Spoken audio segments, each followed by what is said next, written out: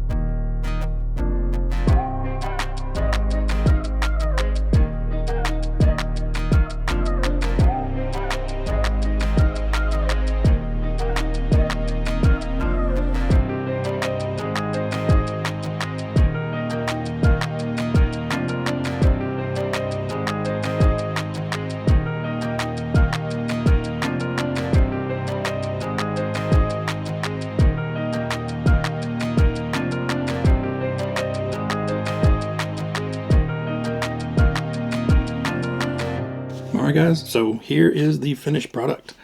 This is the Lunchbox Evo, and boy did they Evo a lot. So from what I can tell, the body pretty much the same, chassis tub pretty much the same, gearbox pretty much the same except for longer axles, and that's about it. Everything else seemed to have changed a little bit, if not 100%. The suspension is all brand new, front and rear, by a lot. And a lot of the other parts had to be modded slightly to adapt those things or fit those things, whatever it be. But it turned out looking really, really cool. Now, I did paint mine. You don't have to. The body is molded in solid yellow, and it looks pretty good out of the box. There's not a whole... Mine didn't have a lot of streaking and stress marks from the plastic being injected, so it looked pretty good, but nothing, beats the shine of the TS paint lacquers. So I did put 2 coats of the yellow on here just to, bring out the shine a little bit more. You don't have to. It's very, very, very close to that TS16 yellow. Now, as far as the graphics go, they changed them, but they didn't change them a ton. Now, I know everybody's like, oh, she got short hair. I don't care. You know, I actually kind of like the new decal. The old one has, you know, the traditional lightning bolt. This one has a much more jagged, kind of like what I would draw as a kid lightning bolt. The van here is actually bigger than the original, and the short hair doesn't bother me at all. They did change up a lot of the other decals. So, like on the back, it used to have the Vanessa's Lunchbox, the burgers, hot dogs, and munchies. Now the soft drink burgers, dogs, and munchies is on the door. They got rid of the Vibrant Vanny door name placard. The Vanessa's Lunchbox pretty much stayed the same. They changed up the big wild designs for big wheels a little bit. The Lunchbox, now it says Evo on the front and the rear, and they did shrink up these a little bit to allow for the Evo to be in. The serving counties are still basically the same. The owner, Vanessa, and the Tamiya.com is the same as the previous version. License plate's the same. So a lot of things changed, but they kept it pretty true to the original design overall. And I like it. You know, it's kind of like the Hornet livery. They changed it up. Some people like it, some people hate it. Some people like this, some people hate it. You know, it is what it is. You know, it's not a lunchbox anymore. It's the evolution of it. So things have evolved. Now, as far as the build goes very, very well. And if you're like me, that's built a ton of lunchboxes, it's kind of odd. At this point, I can pretty much build a lunchbox without looking at the instructions. I know kind of what screws go where, what parts have to go on first. I can build the rear end blind. But this one, with all the new suspension parts, all the new bits and pieces, I'm like pulling stuff out of the parts bags going, what the hell is this? The little coat hanger thing in there, I had no idea what that thing was. So there's a lot of new stuff on here. The suspension is my only concern. Does anybody else's do the Carolina squat like that?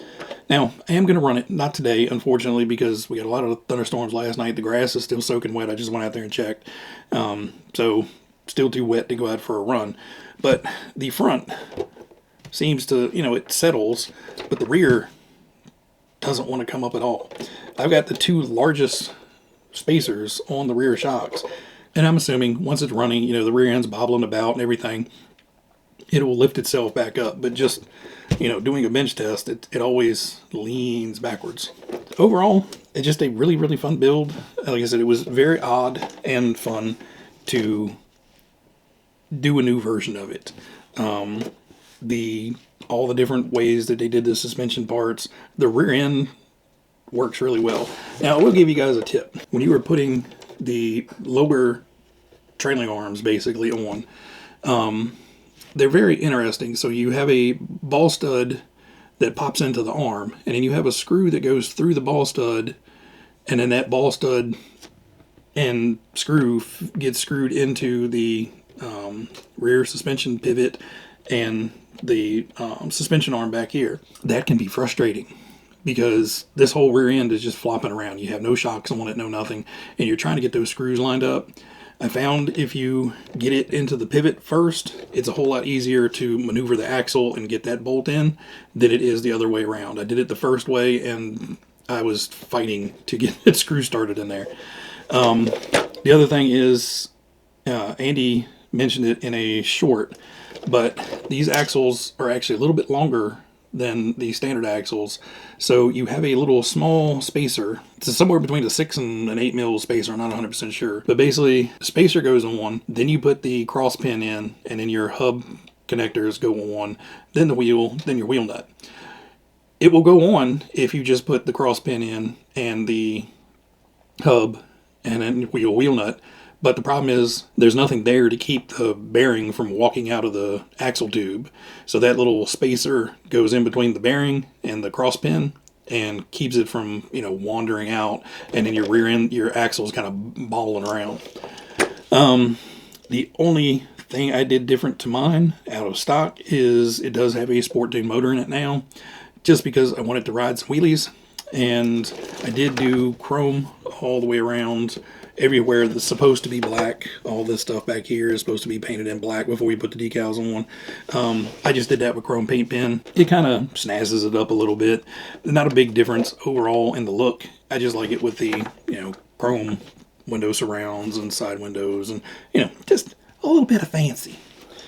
So, unfortunately, it's not going to get it run today, but I do expect this thing to run very, very well. As soon as I get it run, I will get that video uploaded and get it out to you guys. But as far as the build tips go, that was basically it. Everything is pretty straightforward. There's no gotcha moments. There's no head-scratching moments. Now, when you are building the shocks, the front shocks and the rear shocks get built slightly different. The front shocks have a solid plastic spacer in it, and the rear shocks just get a O-ring down at the bottom, kind of as a little bump stop.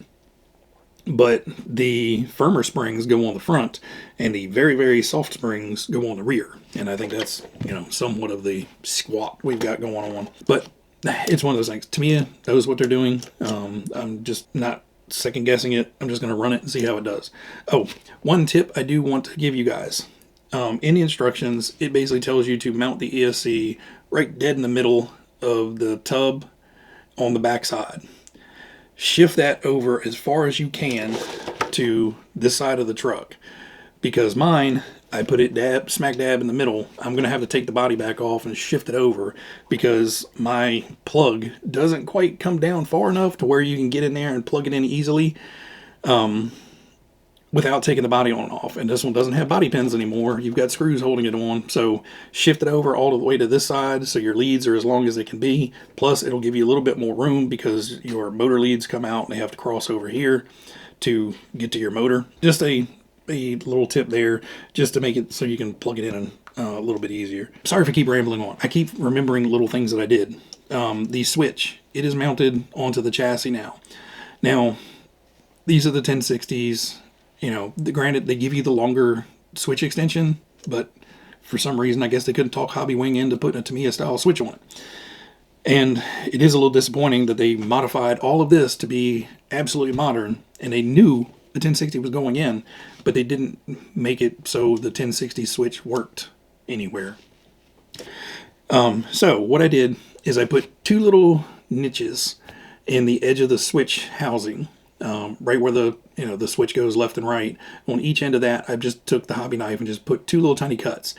That way, when you drop it in to the switch hole, the holes were just a little bit too narrow for the switch housing. So just cut those two little tiny grooves in there, and that will give you a nice center point to where you can run two screws up, drop two washers on, put some nuts on there, tighten it down. So your switch is now accessible underneath. And one other thing I forgot, I did put...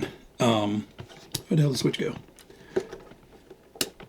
I did put warm white LEDs in the headlights. Now, I didn't go through the trouble of drilling out for taillights or anything like that. I just put warm white headlights in the front, and it is on a switch that I can control from the radio to turn that channel on and off, so I can run with headlights or without headlights. I just stuck that in because I had it. If you want headlights, it's super simple. Take a old servo that doesn't work, strip the servo wire off of it, pull out your signal wire, and then you're left with your positive and negative. Get some pre-wired LEDs with the resistors already on them, wire it up, plug this into a receiver on an empty channel. When the truck powers up, that channel will automatically get a charge, and then your lights light up. Super simple. You don't have to put it on the switch. I just put one on there because I had it. Let me pause for a moment and think, is there anything else?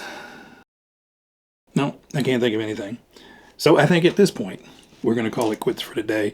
I will take this out as soon as I can. Like I said, once the yard dries out and I don't get it all scuzzy with grass clippings and wet leaves and stuff like that, I will take it out.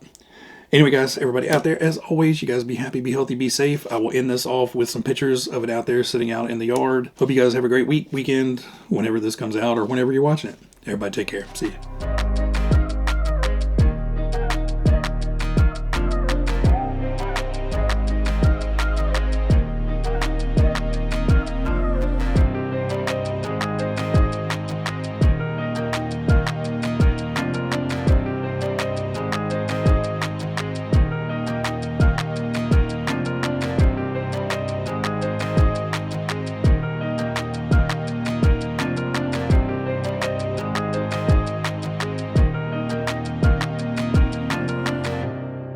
And two other things I thought of when we were out there taking pictures. It does have orange wheel nuts on it. And a tip for painting in the orange turn signals in the grill. Orange Sharpie works the best. I've tried painting it in with the X6 orange, like you do the side markers. And I've also tried using the clear yellow, whichever number that is. I'll put it down here. The clear yellow works a little bit better because basically you can just lay the grill down, drop it in there, and let it flood in. But since you're painting on chrome, it does have a tendency to still flake off. So if you catch a stick or something in there, it'll scratch off, your thumbnail will often scratch it off. So Sharpie, just do the orangish Sharpie you have, color it in, and they look great. So, little helpful tip, and now I'll shut up. See you guys.